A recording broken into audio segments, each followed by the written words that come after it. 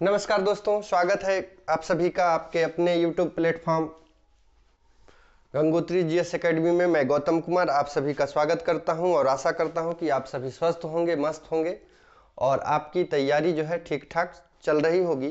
तो आज के करेंट अफेयर्स में आप सभी का स्वागत है और आज हम लोग कुछ महत्वपूर्ण प्रश्न करने वाले हैं जो आपके एग्ज़ाम के लिए उपयोगी होगा और आपके एग्ज़ाम को उत्तीर्ण कराने में महत्वपूर्ण भूमिका निभाएगा। तो चलिए आज के करंट अफेयर्स की सेशन की शुरुआत करते हैं और आज का पहला सवाल देखते हैं। देखिए, आज का पहला सवाल है, आज का पहला सवाल योजना से संबंधित है और आप जानते हैं कि योजना से काफ़ी सवाल एग्जाम में पूछा जाता है। तो देखिए, आज का पहला सवाल है कि लाडला भाई योजना की घोषणा किस भारतीय राज्य में की गई है। आपको बताना है कि लाडला भाई योजना जो है कि घोषणा किस राज्य के द्वारा की गई है, किस भारतीय राज्य के द्वारा की गई है। आपके पास विकल्प है गुजरात, महाराष्ट्र, उत्तर प्रदेश, कर्नाटक और महाराष्ट्र। तो जैसा कि आप देख रहे हैं यहाँ पे एक थोड़ा सा मिस्टेक हो गया है, ये आंसर यहीं पे आ गया है। तो इसका सही आंसर है महाराष्ट्र। ठीक है, सही आंसर है इसका महाराष्ट्र। तो महाराष्ट्र सरकार के द्वारा लाडला भाई योजना की घोषणा की गई है। अब इसमें देखते हैं कि लाडला भाई योजना में किसे शामिल किया गया है और क्या बातें की गई है। चलिए, महाराष्ट्र के मुख्यमंत्री एकनाथ शिंदे ने, महाराष्ट्र के मुख्यमंत्री का नाम है एकनाथ शिंदे और एकनाथ शिंदे के द्वारा राज्य में लड़कों के लिए लाडला भाई योजना की घोषणा की है। ठीक है, तो याद रखिएगा, इनके द्वारा जो है लाडला भाई योजना की घोषणा की गई है महाराष्ट्र के मुख्यमंत्री एकनाथ शिंदे के द्वारा। इस योजना का मुख्य उद्देश्य क्या है? देखिए, मुख्य उद्देश्य बेरोजगारी को दूर करना और 12वीं कक्षा पूरी करने वाले युवाओं को उनकी योग्यता के आधार पर अलग अलग वजीफे की राशि के साथ वित्तीय सहायता प्रदान करना। तो याद रखिएगा, जो महाराष्ट्र के मुख्यमंत्री के द्वारा एकनाथ शिंदे के द्वारा लाडला भाई योजना की शुरुआत की गई है, उसका मुख्य उद्देश्य क्या है? तो बेरोजगारी दूर करना। ठीक है, इसका मुख्य उद्देश्य बेरोजगारी दूर करना है और 12वीं कक्षा पास करने वाले लड़कों को, ठीक है, 12वीं कक्षा पास करने वाले लड़कों को उसकी योग्यता के आधार पर वित्तीय सहायता प्रदान करना है। ठीक है, इसके अलावा शिंदे ने पहले लड़कियों के लिए मांझी लड़की बहन योजना शुरू की थी। ठीक है, तो याद रखिएगा, इससे पहले महाराष्ट्र की सरकार के द्वारा लड़कियों के लिए भी एक योजना शुरू की थी जिसका नाम था मांझी लड़की बहन योजना। और तो यहाँ पे आपसे सवाल हो सकता है कि ये भी पूछा जा सकता है कि मांझी लड़की बहन योजना जो है किस राज्य से संबंधित है। तो याद रखिएगा, मांझी लड़की बहन योजना भी महाराष्ट्र सरकार से संबंधित है, महाराष्ट्र राज्य से संबंधित है। अब इसमें क्या किया गया था? तो याद रखिएगा, इसमें महिलाओं को 1500 का मासिक भत्ता प्रदान किया जाता था। ठीक है, मांझी लड़की बहन योजना में जो महिला है या लड़कियां हैं उनको 1500 रुपये भत्ता प्रदान किया जाता था। और दोनों योजनाएं महाराष्ट्र में युवा व्यक्ति के विकास और समर्थन के लिए सरकार की प्रतिबद्धता पर जोर देती है। तो ये जो दोनों योजना है, लाडला भाई योजना और मांझी लड़की बहन योजना, ये दोनों जो है महाराष्ट्र की सरकार किस प्रकार से अपने युवाओं के प्रति, उसके विकास के प्रति प्रतिबद्ध है, इसको रेखांकित करता है और वित्तीय सहायता प्रदान करके, ठीक है, राज्य के युवाओं को और राज्य की जो युवतियां हैं या महिलाएं हैं उनको वित्तीय सहायता प्रदान करके उनके रोजगार के अवसर में वृद्धि करना और उसके कौशल विकास को सुनिश्चित करना है। तो याद रखिएगा, दोनों ही योजनाएं, लाडला भाई योजना, इसके अलावा मांझी लड़की बहन योजना, ये दोनों महाराष्ट्र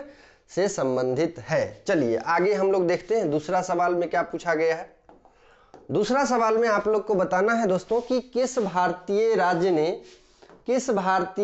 ने एक ही दिन में 11 लाख से अधिक पेड़ लगाकर नया गिनीज वर्ल्ड रिकॉर्ड बनाया है। तो आपको बताना है कि किस भारतीय राज्य ने एक दिन में 11 लाख पेड़ लगा करके जो है गिनीज वर्ल्ड रिकॉर्ड बनाया है। आपके पास विकल्प है मध्य प्रदेश, असम, केरल और तमिलनाडु।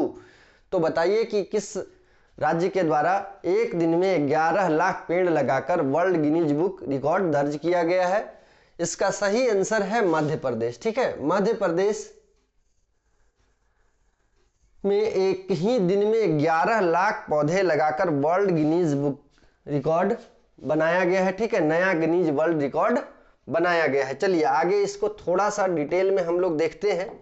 मध्य प्रदेश ने 14 जुलाई को, ठीक है, 14 जुलाई को एक दिन में ही 11 लाख से ज्यादा पौधे लगाकर गिनीज वर्ल्ड रिकॉर्ड बनाया है। और ये जो पेड़ लगाने की योजना है वो याद रखिएगा, वह एक पेड़ मां के नाम अभियान का हिस्सा है, ठीक है। तो 14 जुलाई को मध्य प्रदेश के सरकार के द्वारा या मध्य प्रदेश में एक ही दिन में 11 लाख से ज्यादा पौधे लगाकर जो गिनीज वर्ल्ड रिकॉर्ड दर्ज किया गया है वो किसका हिस्सा है, ये भी आपसे पूछा जा सकता है। तो वो एक पेड़ मां के नाम है ना, एक पेड़ मां के नाम अभियान का हिस्सा है। और एक पेड़ मां के नाम जो अभियान है उस या पहल है उसकी शुरुआत इंदौर में हुई है, ठीक है, इंदौर में हुई। और इंदौर को आप जान रहे हैं कि भारत का सबसे स्वच्छ शहर घोषित किया गया है। तो ये भी आपके लिए इंपॉर्टेंट है, महत्वपूर्ण है कि किस शहर को भारत का सबसे स्वच्छ शहर माना जाता है। तो याद रखिएगा भारत का सबसे स्वच्छ शहर इंदौर को माना जाता है।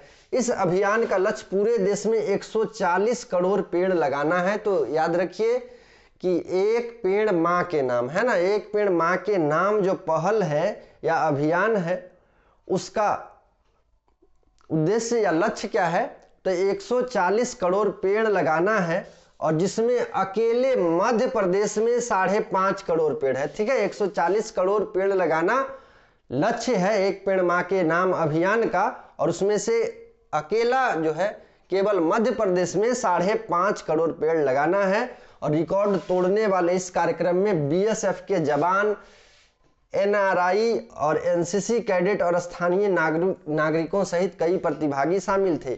तो ये जो कारनामा किया गया है कि एक दिन में 11 लाख से ज्यादा पेड़ लगाकर गिनीज वर्ल्ड रिकॉर्ड बनाया गया है, उस कार्यक्रम में कौन कौन से लोग शामिल हैं, ठीक है, याद रखिएगा।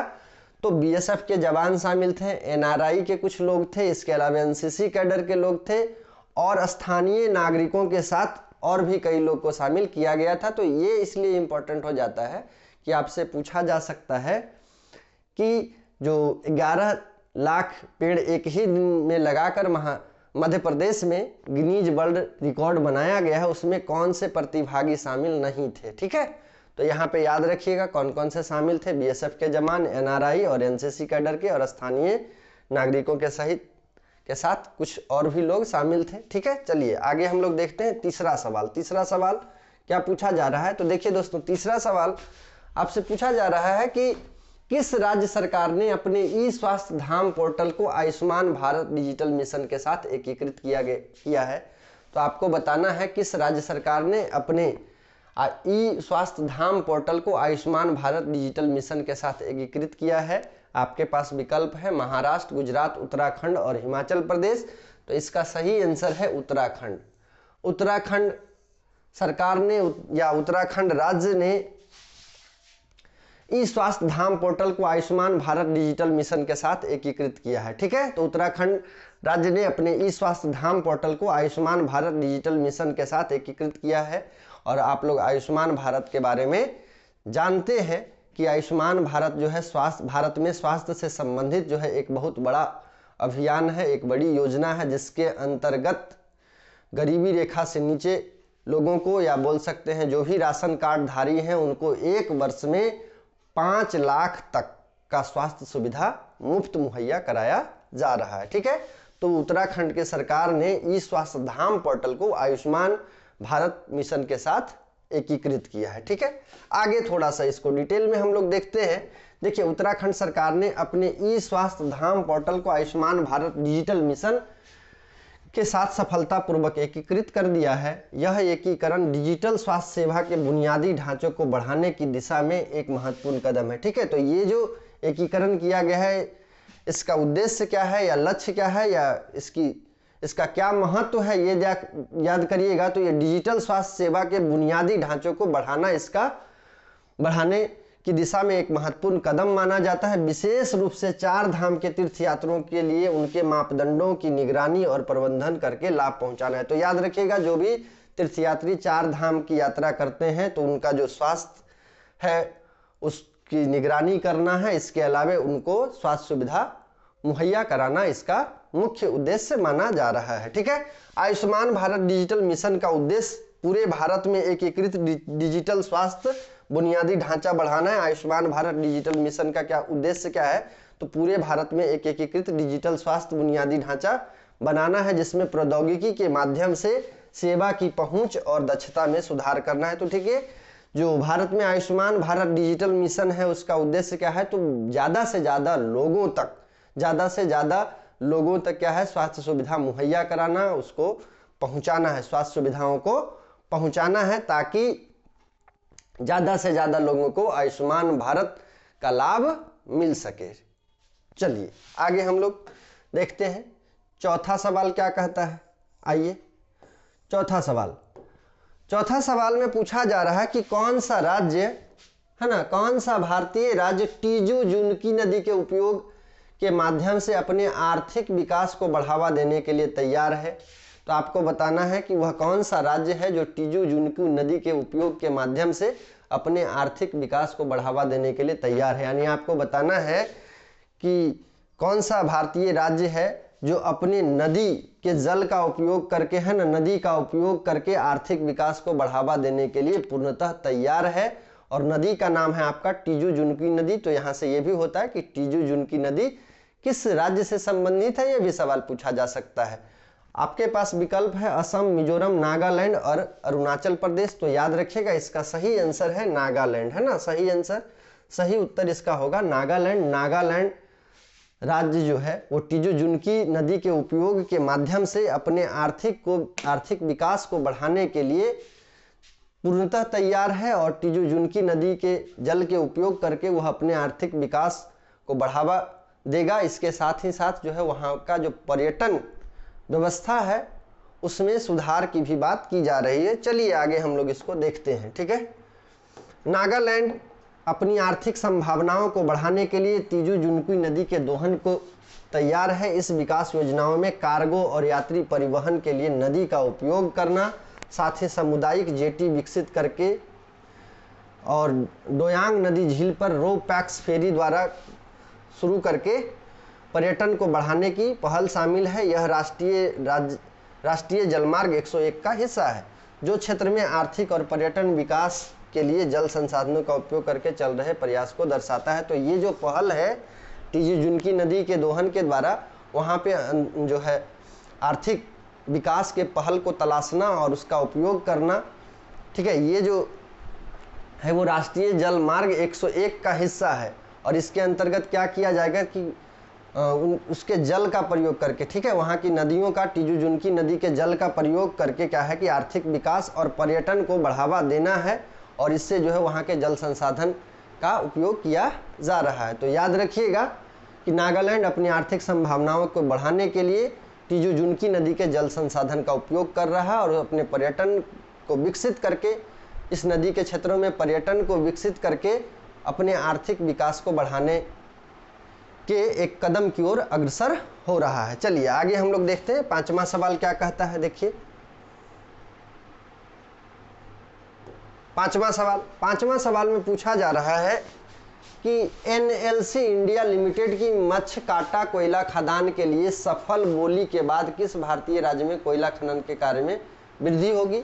तो यहाँ पे एक सवाल और पूछा जा सकता है, डायरेक्ट पूछा जा सकता है कि मत्स्य काटा कोयला खान जो है कहाँ पे है, ये भी पूछा जा सकता है। यहाँ पे पूछा जा रहा है कि एनएलसी इंडिया लिमिटेड की मच्छर काटा कोयला खदान के बोली के बाद किस भारतीय राज्य में कोयला खनन कार्य में वृद्धि हुई है। तो मत्स्य काटा कोयला खनन या कोयला खदान के क्षेत्र में कोयला के खनन के द्वारा किस भारतीय राज्य में कोयला खनन के कार्य को क्या बोलते हैं वृद्धि होगा या कोयला खनन कार्य में विकास देखा जा रहा है। ठीक है, ऑप्शन है आपके पास गुजरात, तमिलनाडु, महाराष्ट्र और उड़ीसा। तो इसका सही आंसर है उड़ीसा। ठीक है, यदि आपसे कभी सवाल पूछ दिया जाए कि मत्स्य काटा कोयला खनन कहाँ है, खदान कहाँ है, तो उड़ीसा में है। और उड़ीसा में जो है मत्स्य काटा कोयला खदान में खनन कार्य में वृद्धि की जा रही है, और इससे जो है वहाँ के विकास में और कोयला के खनन में जो है तेजी देखी जा रही है। चलिए इसको आगे हम लोग थोड़ा सा डिटेल में देखते हैं। देखिए NLC इंडिया लिमिटेड ने उड़ीसा में मछकाटा कोयला खदान के अधिकार हासिल कर लिए हैं, जिसमें 1.38 मिलियन टन का भंडार है। ये भी आपके लिए इंपॉर्टेंट है कि कितना भंडार मछकाटा में है। ठीक है, मछकाटा कोयला जो खनन क्षेत्र है उसमें कितना, या ठीक है, कितना बिलियन टन या कितना भंडार है, तो याद रखिएगा वहाँ पे 1.38 बिलियन टन के कोयले का भंडार है।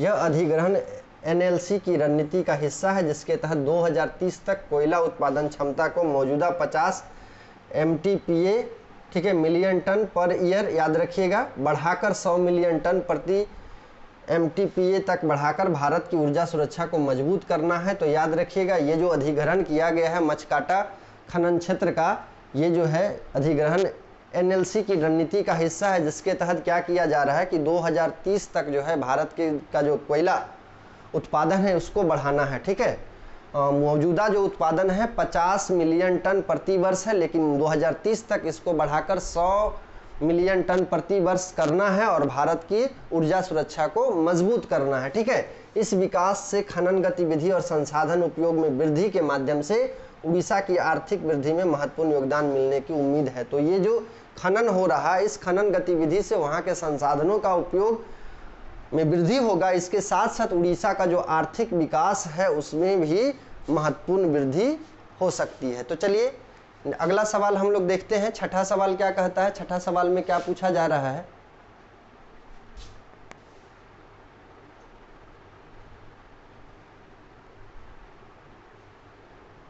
देखिए, जलवायु परिवर्तन से प्रभावित देशों को सहायता प्रदान करने के उद्देश्य से हानि और क्षति निधि बोर्ड की मेजबानी के लिए किस देश का चयन किया गया है। तो आपको बताना है कि जलवायु परिवर्तन से प्रभावित देशों को सहायता प्रदान करने के लिए, ठीक है, जो भी विश्व में देश हैं, अलग अलग विभिन्न देश जो हैं, उसमें जो जलवायु के परिवर्तन से ज़्यादा प्रभावित हैं, उस देश को सहायता प्रदान करने के लिए हानि और क्षति निधि बोर्ड की मेजबानी के लिए किस देश का चयन किया गया है। आपके पास विकल्प है, आपके पास क्या क्या विकल्प हैं देख लीजिए। आपके पास विकल्प है जर्मनी, संयुक्त राज्य अमेरिका, फिलीपींस और भारत। ठीक है, फिलीपींस और भारत। तो इसका सही आंसर है फिलीपींस। ठीक है, फिलीपींस को जो है जलवायु परिवर्तन से प्रभावित देशों को सहायता प्रदान करने के उद्देश्य से हानि और क्षति निधि बोर्ड की मेजबानी के लिए चयन किया गया है। ठीक है, तो फिलीपींस का जो चयन है वो जलवायु परिवर्तन से प्रभावित देशों को सहायता प्रदान करने के उद्देश्य से हानि और क्षति निधि बोर्ड की मेजबानी के लिए चुना गया है। आगे हम लोग इसको थोड़ा सा डिटेल में देख लें। फिलीपींस को हानि और क्षति निधि बोर्ड की मेजबानी के लिए चुना गया है, जो जलवायु परिवर्तन से प्रभावित देशों की सहायता के लिए बनाई गई एक प्रमुख पहल है। यह निर्णय महत्वपूर्ण है क्योंकि विश्व बैंक अगले 4 वर्षों के लिए अस्थायी रूप से निधि की देखरेख करेगा। वित्त पोषण करने वाले देशों, विशेष रूप से अमेरिका के प्रभाव के बारे में कुछ चिंताओं के बावजूद यह कदम वैश्विक जलवायु परिवर्तन शमन प्रयासों में फिलीपींस की महत्वपूर्ण भूमिका को उजागर करता है। निधि का प्रशासन जो है UNFCCC के व्यापक मार्गदर्शन में संचालित किया जाएगा, जिसका मुख्यालय जर्मनी में है। ठीक है, तो यहाँ ये भी सवाल पूछा जा सकता है कि UNFCCC, ठीक है, अंतर्राष्ट्रीय स्तर पर जो जलवायु परिवर्तन से संबंधित जो निधि बोर्ड है उसका मुख्यालय कहाँ है, तो ये जर्मनी में है। तो UNFCCC, United nation foundation for climate change, ये याद रखिएगा, इसका जो मुख्यालय है वो जर्मनी में है। और याद रखिएगा कि हानि और क्षति निधि बोर्ड की मेजबानी के लिए फिलीपींस को चुना गया है। ठीक है, चलिए आगे हम लोग देखते हैं। 7वां सवाल आपसे पूछा जा रहा है। 7वां सवाल में पूछा जा रहा है विश्व युवा कौशल दिवस कब मनाया जाता है। विश्व युवा कौशल दिवस प्रति वर्ष कब मनाया जाता है। आपके पास विकल्प है 15 जुलाई, 15 जून, 15 अगस्त और 15 सितंबर। तो आपको बताना है कि विश्व युवा कौशल दिवस जो है कब मनाया जाता है। तो सही आंसर है 15 जुलाई। ठीक है, सही आंसर है इसका 15 जुलाई। 15 जुलाई को विश्व युवा कौशल दिवस प्रति वर्ष मनाया जाता है, युवाओं को प्रोत्साहित करने के लिए। ठीक है, युवाओं को प्रोत्साहित करने के लिए। और आप जानते हैं कि किसी भी देश का विकास तभी संभव हो सकता है जब वहाँ के युवा में कौशल विकास को बढ़ावा दिया जाए, वहाँ का युवा जो है अपने देश के प्रति, अपने कर्तव्यों के प्रति जो है प्रतिबद्ध हो। तो याद रखिएगा, इसी उद्देश्यों को ध्यान में रखते हुए विश्व युवा कौशल दिवस प्रतिवर्ष 15 जुलाई को मनाया जाता है। चलिए आगे हम इसको थोड़ा डिटेल में देखते हैं। विश्व युवा कौशल दिवस हर साल 15 जुलाई को मनाया जाता है। इसे संयुक्त राष्ट्र महासभा द्वारा 2014 में युवाओं को रोजगार, सभ्य कार्य और उद्यमिता के आवश्यक कौशल से लैस करने के महत्व पर जोर देने के लिए स्थापित किया गया था। तो याद रखिएगा, जो इसकी शुरुआत है विश्व युवा कौशल दिवस, इसकी शुरुआत संयुक्त राष्ट्र महासभा के द्वारा 2014 में किया गया था। ठीक है, इसके अलावा यह वैश्विक मंच शांति को बढ़ावा देता है। ये जो वैश्विक मंच है वो क्या है, शांति को बढ़ावा देता है और सतत विकास को आगे बढ़ाने में युवा की कौशल की महत्वपूर्ण भूमिका पर प्रकाश डालता है। ये जो है शांति को बढ़ावा देता है। इसके अलावा जो है सतत विकास के वृद्धि में या सतत विकास को आगे करने में किस प्रकार से युवा कौशल का उपयोग किया जा सकता है, युवाओं का उपयोग किया जा सकता है, इस पर भी यह प्रकाश डालता है। और इस दिन को मान्यता देकर दुनिया भर के सामाजिक हिंसक संघर्ष और ऑनलाइन नकारात्मकता और आर्थिक असमानता जैसे मुद्दों को संबोधित करने का लक्ष्य रखते हैं, जो युवाओं को असमान रूप से प्रभावित करता है। तो याद रखिएगा, 15 जुलाई को विश्व युवा कौशल दिवस मनाया जाता है। ठीक है, चलिए अगला सवाल हम लोग देखते हैं। अगला सवाल 8वां सवाल है।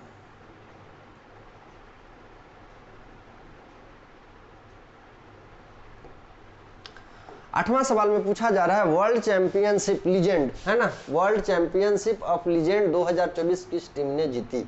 तो वर्ल्ड चैंपियंस ऑफ लीजेंड 2024 किस टीम ने जीती। आपके पास विकल्प है ऑस्ट्रेलिया, इंग्लैंड, पाकिस्तान और भारत। तो सही आंसर है भारत। ठीक है, भारत ने वर्ल्ड चैंपियनशिप ऑफ लीजेंड्स 2024 में जीत हासिल की है।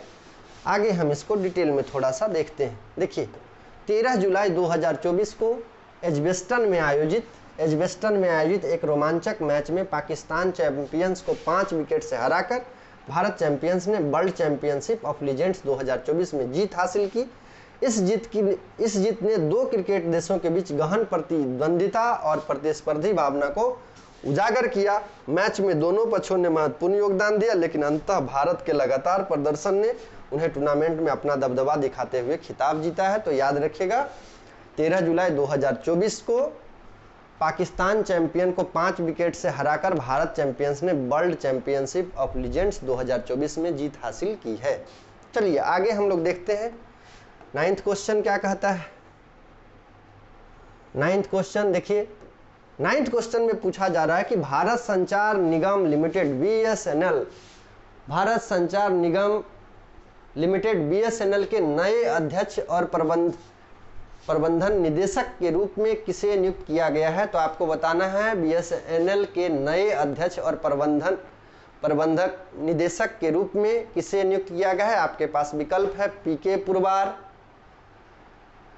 Robert Gerard Ravi, Suresh Kumar, Anil Kumar Jain. तो सही आंसर है रॉबर्ट जेरार्ड रवि। तो रॉबर्ट जेरार्ड रवि को भारतीय संचार निगम लिमिटेड BSNL का अध्यक्ष और प्रबंधन निदेशक के रूप में नियुक्त किया गया है। ठीक है, तो सही आंसर है रॉबर्ट जेरार्ड रवि।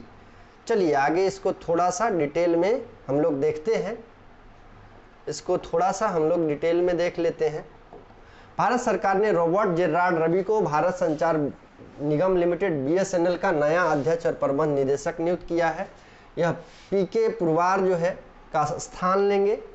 इनका कार्यकाल 14 जुलाई 2024 को समाप्त होगा। तो याद रखिएगा PK पुरवार जो है इनका स्थान लेंगे और इनका जो कार्यकाल है 14 जुलाई को समाप्त हो गया।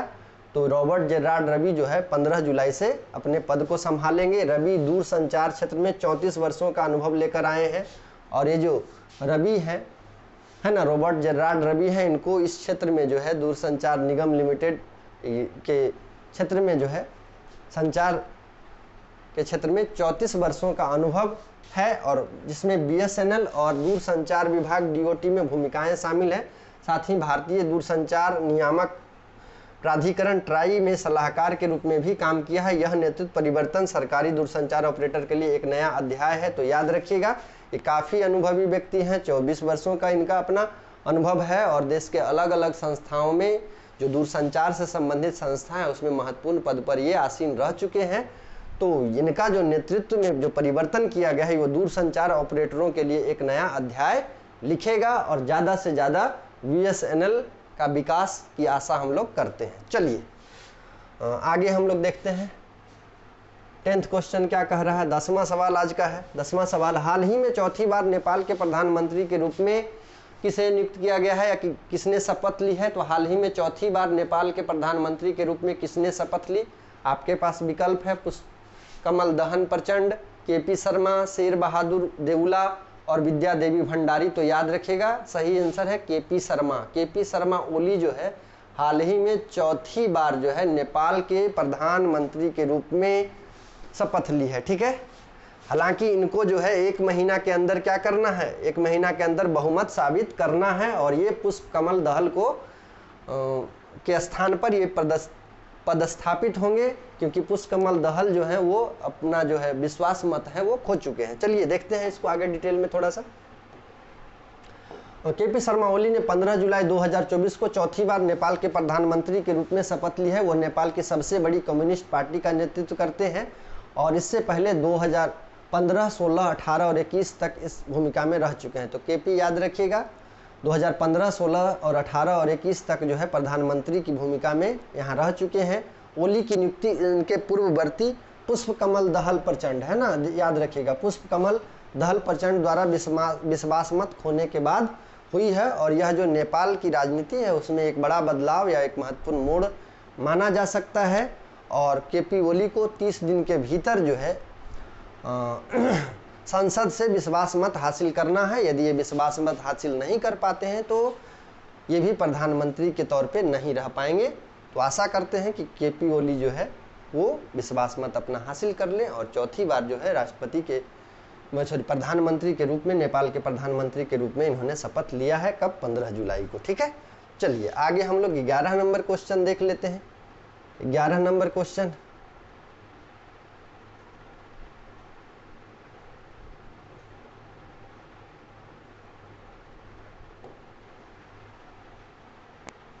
चलिए, किस संगठन ने भारत को अपने निम्न कार्बन ऊर्जा क्षेत्र को विकसित करने के लिए, आपको बताना है कि किस संगठन ने भारत को अपने निम्न कार्बन ऊर्जा क्षेत्र को विकसित करने में सहायता के लिए $1.5 बिलियन के ऋण को मंजूरी दी है। तो आपको बताना है कि किस संगठन ने भारत को अपने निम्न कार्बन ऊर्जा क्षेत्र को विकसित करने में सहायता के लिए $1.5 बिलियन, ठीक है, के ऋण को मंजूरी दी है। आपके पास विकल्प है विश्व बैंक, अंतर्राष्ट्रीय मुद्रा कोष, एशियाई बैंक और संयुक्त राष्ट्र। तो सही आंसर है विश्व बैंक। विश्व बैंक के द्वारा जो है भारत को अपने निम्न कार्बन ऊर्जा क्षेत्र को विकसित करने के लिए $1.5 बिलियन के ऋण को मंजूरी दी है। चलिए आगे इसको थोड़ा सा डिटेल में देखते हैं। हाँ, विश्व बैंक के कार्यकारी निदेशक मंडल ने 28 जून को भारत को कम कार्बन ऊर्जा के विकास में तेजी लाने में मदद करने के लिए $1.5 बिलियन के वित्त पोषण को मंजूरी दी है। इस वित्त पोषण का उद्देश्य हरित हाइड्रोजन को बढ़ावा देना है। तो याद रखिएगा इसका उद्देश्य क्या है, हरित हाइड्रोजन को बढ़ावा देना और कार्बन इमिशन को कम करना है। ठीक है, नवीकरणीय ऊर्जा को बढ़ावा देना और कम कार्बन निवेश के लिए वित्त को प्रोत्साहित करना है। यह ऑपरेशन कार्बन उत्सर्जन को कम करने और भारत में नवीकरणीय ऊर्जा के एकीकरण को बढ़ावा देने के लिए सुधारों और पहल का समर्थन करने की एक श्रृंखला का हिस्सा है, जिसमें बैटरी ऊर्जा भंडारण के लिए प्रोत्साहन और भारतीय विद्युत ग्रिड कोड में संशोधन शामिल है। तो याद रखिएगा विश्व बैंक के द्वारा जो है भारत में कम कार्बन ऊर्जा के विकास में तेजी लाने के लिए, इसके अलावा नवीकरण ऊर्जा के एकीकरण को बढ़ावा देने के लिए $1.5 बिलियन के ऋण की मंजूरी दी गई है। चलिए आगे हम लोग देखते हैं 12 नंबर क्वेश्चन क्या कहता है। 12 नंबर क्वेश्चन हम लोग देखते हैं। 12 नंबर क्वेश्चन में पूछा जा रहा है कि पहला विश्व दृश्य श्रव्य एवं मनोरंजन शिखर सम्मेलन, पहला विश्व दृश्य श्रव्य एवं मनोरंजन शिखर सम्मेलन कहाँ आयोजित किया जाएगा। तो आपको बताना है कि पहला विश्व दृश्य श्रव्य एवं मनोरंजन शिखर सम्मेलन कहाँ आयोजित किया जाएगा। आपके पास विकल्प है मुंबई, गोवा, दिल्ली और चेन्नई। तो सही आंसर है आपका गोवा। ठीक है, पहला विश्व दृश्य श्रव्य मनोरंजन शिखर सम्मेलन गोवा में आयोजित किया जाएगा। चलिए आगे हम लोग इसको डिटेल में देख लेते हैं। आगे जो है हम लोग इसको डिटेल में देखते हैं।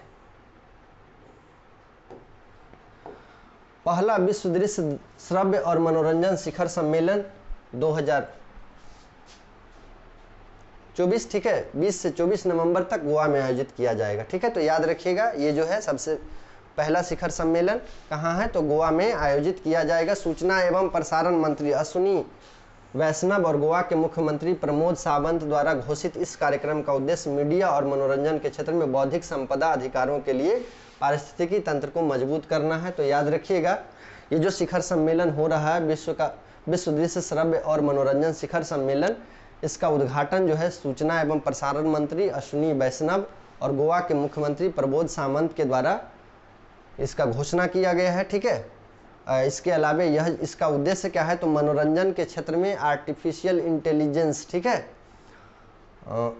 उसको बढ़ावा देना है, बौद्धिक संपदा अधिकार के लिए पारिस्थितिकी तंत्र को मजबूत करना है। इसके अलावा यह शिखर सम्मेलन मीडिया और मनोरंजन उद्योग में खुद को वैश्विक नेता के रूप में स्थापित करने के भारत के प्रयास का हिस्सा है। तो याद रखिएगा ये जो शिखर सम्मेलन हो रहा है इसका जो उद्देश्य है ये आप बोल सकते हैं कि मीडिया और मनोरंजन के क्षेत्र में भारत अपने आप को एक वैश्विक नेता के रूप में विकसित करने का प्रयास कर रहा है। उसी की पहल का एक हिस्सा है जो उच्च गुणवत्ता वाली सामग्री निर्माण और सार्थक सहयोग को प्रोत्साहित करता है। चलिए आगे हम लोग देखें अगला सवाल। 13 नंबर क्वेश्चन क्या है, तो 13 नंबर क्वेश्चन योजना से संबंधित है दोस्तों, और आप लोग को बताना है कि 2025 तक पीएम सूर्य घर योजना का लक्ष्य क्या है। ठीक है, तो आपको बताना है 2025 तक पीएम सूर्य घर योजना का लक्ष्य क्या है। आपके पास विकल्प है, सभी सरकारी भवनों पर पवन टरबाइन की स्थापना करना, सभी सरकारी भवनों का 100% सौर ऊर्जा से संचालन और सौर ऊर्जा स्थापन के लिए वित्तीय सहायता प्रदान करना, और निजी आवासों में सौर ऊर्जा स्थापना को अनिवार्य करना। तो आपको बताना है कि पीएम सूर्य घर योजना का लक्ष्य क्या है, तो सही आंसर होगा सभी सरकारी भवनों का 100% सौर ऊर्जा से संचालन करना। ठीक है, पीएम सूर्य घर योजना का उद्देश्य जो है, सूर्य घर योजना का उद्देश्य सभी सरकारी भवनों का 100% है ना, पूर्णतः जो है 100% सौर ऊर्जा से संचालन करना है। चलिए आगे इसको थोड़ा सा डिटेल में देखते हैं। देखिए पीएम सूर्य घर योजना के तहत 2025 तक भारत में सभी सरकारी इमारतों को 100% तक सौर ऊर्जा से रोशन करना अनिवार्य है। मंत्रालय को निर्देश दिया गया है कि ठीक है, सीपैक्स और रेस्को मॉडल के माध्यम से छतों पर सौर ऊर्जा प्रणाली का उपयोग करें, जिसमें सार्वजनिक क्षेत्र के कार्य उपक्रम भी मदद करेंगे। उल्लेखनीय के है एनएचपीसी और टाटा पावर। याद रखिएगा ये जो पहल है प्रधानमंत्री सूर्य घर योजना, इसमें जो है दो महत्वपूर्ण संस्था या बोल सकते हैं दो महत्वपूर्ण इंस्टीट्यूट जो है महत्वपूर्ण भूमिका निभा रहा है, जिसमें एनएचपीसी और Tata power renewable energy limited ने कार्यान्वयन के लिए एक समझौते पर हस्ताक्षर किया है, और इसके लिए कोई केंद्रीय वित्तीय सहायता प्रदान नहीं की जा रही है। ठीक है, तो दो जो संस्था है, दो इंस्टीट्यूट को याद रखिएगा, एनएचपीसी और टाटा पावर रिन्यूएबल एनर्जी के द्वारा ये जो है कार्य किया जाएगा, और इसके तहत जो है सूर्य घर योजना के तहत जो है 2025 तक पूरे सरकारी इमारत को 100% सौर ऊर्जा से रोशन करने का लक्ष्य रखा गया है। चलिए आगे हम लोग देखते हैं। नेक्स्ट सवाल आपका आता है 14 नंबर क्वेश्चन में क्या पूछा गया है कि गुजरात राज्य सरकार द्वारा शुरू की गई श्रमिक बसेरा योजना, ठीक है, ये भी योजना से संबंधित है। तो गुजरात राज्य सरकार द्वारा शुरू की गई श्रमिक बसेरा योजना 2024 के प्राथमिक लाभार्थी कौन है। तो याद रखिएगा एक और सवाल यहाँ से बन सकता है कि श्रमिक बसेरा योजना, ठीक है, श्रमिक बसेरा योजना किस राज्य के द्वारा शुरू किया गया है। तो याद रखिएगा ये गुजरात सरकार के द्वारा, गुजरात राज्य सरकार के द्वारा शुरू किया गया है।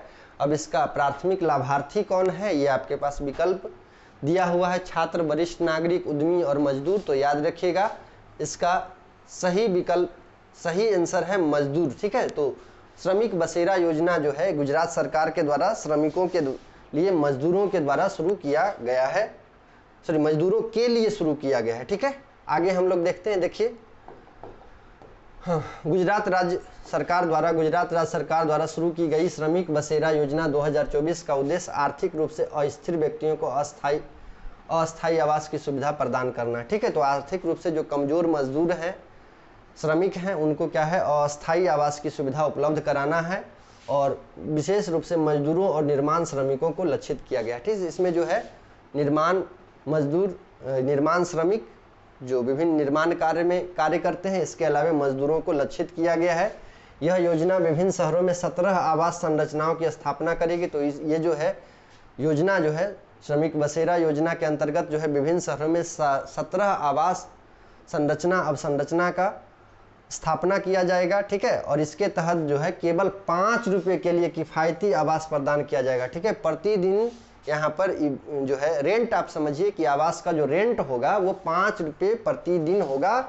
और यह पहल इन श्रमिकों के जीवन स्तर को बेहतर बनाने के लिए डिजाइन की गई है, सुनिश्चित करते हुए कि विभिन्न स्थानों पर काम करते समय उनके पास सुरक्षित और किफ़ायती आवास हो। तो श्रमिकों के लिए जहाँ पे वो काम कर रहे हैं वहाँ पे एक सुरक्षित आवास हो, इसके लिए यह योजना शुरू किया गया है। और याद रखिएगा इसमें रेंट कितना है, तो 5 रुपये प्रतिदिन। ठीक है, 5 रुपये प्रतिदिन की दर से इनको आवास उपलब्ध कराना है। चलिए आगे हम लोग देखते हैं 15 नंबर क्वेश्चन क्या कहता है।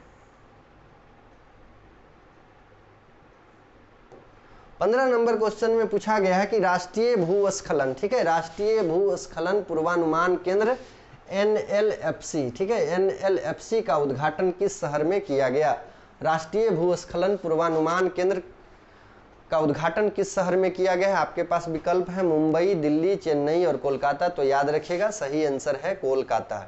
ठीक है, सही आंसर है कोलकाता। राष्ट्रीय भूस्खलन पूर्वानुमान केंद्र का उद्घाटन किस शहर में किया गया है, तो कोलकाता में किया गया है। ठीक है, इसको थोड़ा सा डिटेल में हम लोग देख लेते हैं। देखिए,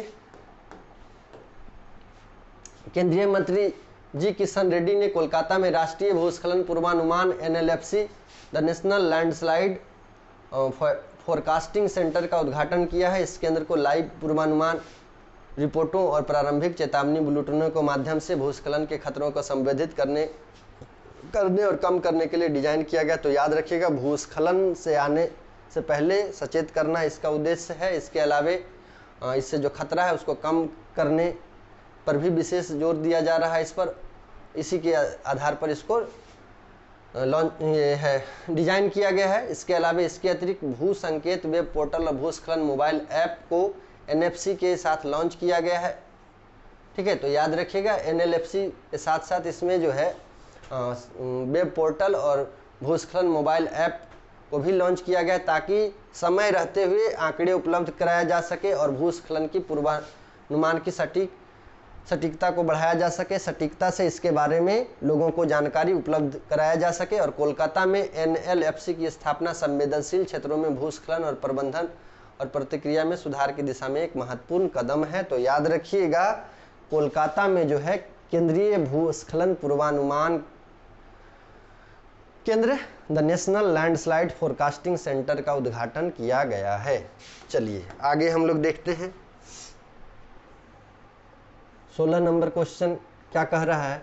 तो रेल मंत्रालय द्वारा किस संगठन को अनुसूची ACPS में अपग्रेड किया गया है। तो आपको बताना है कि रेल मंत्रालय द्वारा किस संगठन को सूची ACPSC में अपग्रेड किया गया है। आपके पास विकल्प हैं भारतीय रेल, IRCTC, ठीक है, BHEL और इसके बाद अलावे ONGC। तो सही आंसर है आपका IRCTC। ठीक है, IRCTC। ठीक है, चलिए इसको थोड़ा सा डिटेल में हम लोग देख लेते हैं।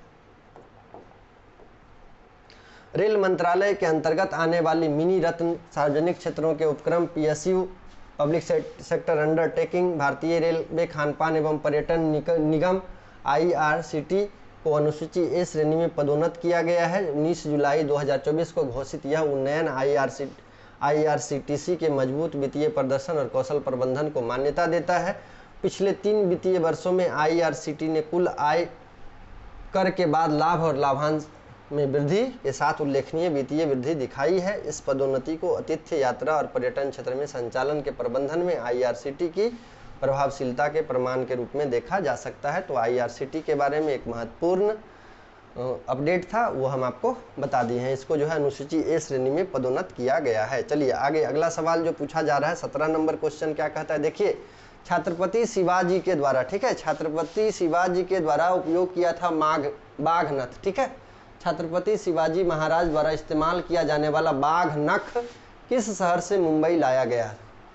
ठीक है, तो छत्रपति शिवाजी को द्वारा अफजल को मारने के लिए, है ना, अफजल को मारने के लिए बाघ नख का प्रयोग किया गया था। ठीक है, उसको किस शहर से मुंबई लाया गया था? तो आपके पास विकल्प है पेरिस, न्यूयॉर्क, लंदन और ऑस्ट्रेलिया।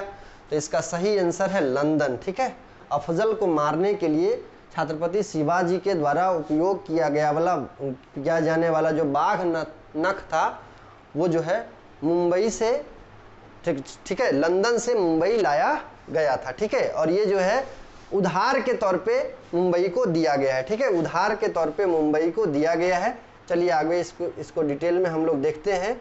देखिए, छत्रपति शिवाजी महाराज द्वारा इस्तेमाल किया जाने वाला हथियार बाघ नख लंदन के विक्टोरिया और अल्बर्ट संग्रहालय से मुंबई लाया गया।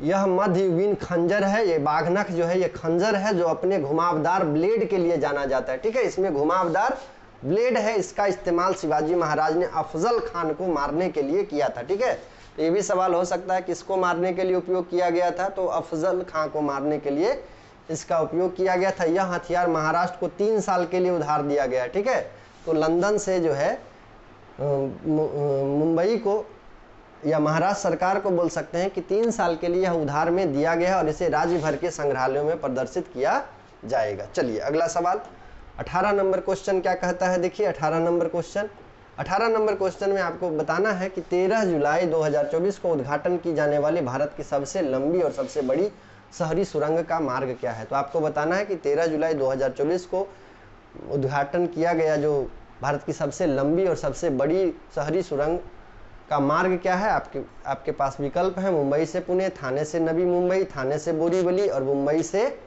बोरीवली। तो सही आंसर है थाने से बोरीवली। ठीक है, सही आंसर है थाने से बोरीवली। तो याद रखिएगा 13 जुलाई को भारत की सबसे लंबी और सबसे बड़ी शहरी सुरंग मार्ग थाने से बोरीवली तक इसका उद्घाटन किया गया है। चलिए आगे इसको थोड़ा सा डिटेल में देख लेते हैं। 13 जुलाई 2024 को उद्घाटन की गई थाने बोरीवली ट्विन सुरंग भारत की सबसे लंबी और सबसे बड़ी शहरी सुरंग है।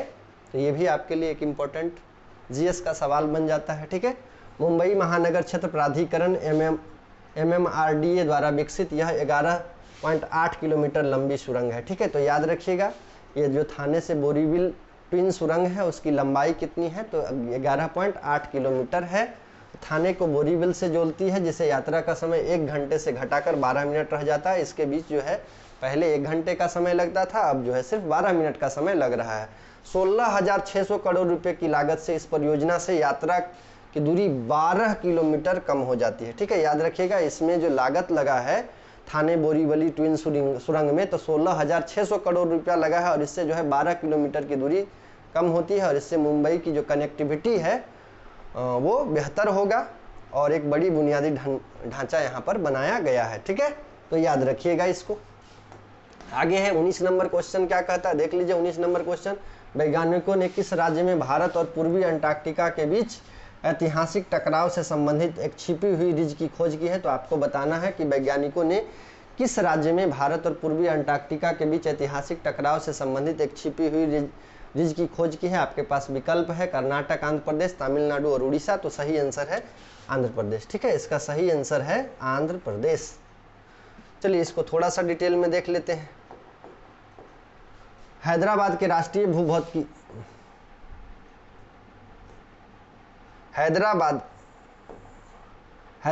राष्ट्रीय भूभौतिकी अनुसंधान संस्थान के वैज्ञानिकों ने आंध्र प्रदेश के दार्सी और अंडाकी क्षेत्र में एक छिपी हुई रिज की खोज की है जो भारत और पूर्वी अंटार्कटिका के बीच 1 अरब साल पहले टक्कर हुई थी। तो आंध्र प्रदेश के दार्सी और अंडाकी क्षेत्र में एक छिपी हुई रिज की खोज की गई है जिसमें ऐसा माना जाता है कि भारतीय प्लेट और अंटार्कटिका प्लेट के टक्कर से इसका निर्माण हुआ था। इस महत्वपूर्ण भूवैज्ञानिक खोज में प्रोटोजोइक तलछट परतों का उजागर करने के लिए भूकंपीय डेटा को फिर से संसाधित करना शामिल था जिसने भारत के पूर्वी तट को आकार देने वाली प्राचीन टेक्टोनिक गतिविधि के बारे में जानकारी प्रदान की है। यह खोज भारतीय उपमहाद्वीप के भूवैज्ञानिक इतिहास और प्राचीन गोंडवाना महाद्वीप से इसके संबंधों को समझने में आंध्र प्रदेश की महत्वपूर्ण भूमिका को उजागर करती है। तो ये प्लेट टेक्टोनिक से संबंधित जो है भारत की एक महत्वपूर्ण खोज मानी जा सकती है, जिसमें एक रिज की खोज की गई है आंध्र प्रदेश में, ठीक है, जो कि भारत और अंटार्कटिका प्लेट के टक्कर से निर्मित हुई है। चलिए आगे हम लोग देखते हैं 20वां सवाल है और आज का अंतिम सवाल है। आपको पता है 20 सवाल हम लोग करते हैं, आज का अंतिम सवाल है 20वां सवाल। चांदीपुरा वायरस से पहली मृत्यु की पुष्टि किस राज्य में हुई है? तो अभी वर्तमान समय में जो है चांदीपुरा वायरस काफ़ी संख्या में बढ़ रहा है और लगभग 14 लोगों की संक्रमण होने की संभावना ऐसा बताई जा रही है।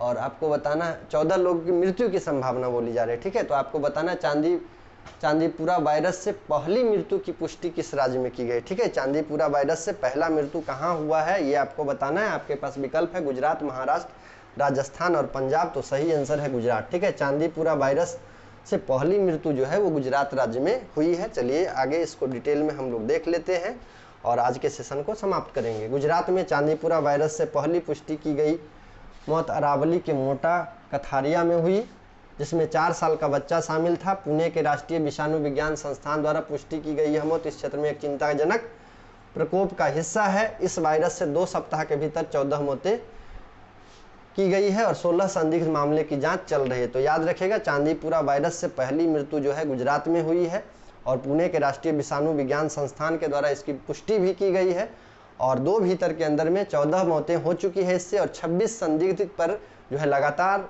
रिसर्च जारी है, ठीक है। चांदीपुरा वायरस जो मुख्य रूप से सैंड फ्लाई और मच्छर द्वारा फैलता है। तो याद रखिएगा ये भी आपके लिए इंपॉर्टेंट हो जाता है कि चांदीपुरा वायरस जो है किससे फैलता है। तो याद रखिएगा सैंड फ्लाई है ना, सैंड फ्लाई और मच्छर के द्वारा यह फैलता है और एक महत्वपूर्ण स्वास्थ्य जोखिम पैदा करता है, जिसमें एन्सेफलाइटिस और मृत्यु जैसे गंभीर लक्षण शामिल है। यह प्रकोप सतर्क सार्वजनिक स्वास्थ्य प्रतिक्रिया और प्रबंधन रणनीति की आवश्यकताओं को रेखांकित करता है।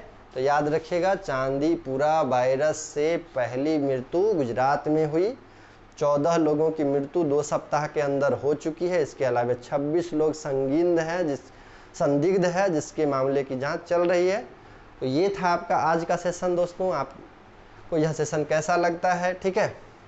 ज़्यादा से ज़्यादा आप लोगों से गुजारिश है कि ज़्यादा से ज़्यादा दोस्तों में शेयर करें, लाइक करें, कमेंट करें कि आपको ये सेशन कैसा लगता है। इसके अलावा आप इस सेशन को कहाँ से देख रहे हैं, ठीक है। तो आज के सेशन को समाप्त करते हैं। जोहार दोस्तों, और आप अपने दोस्तों में इसको शेयर करें। धन्यवाद।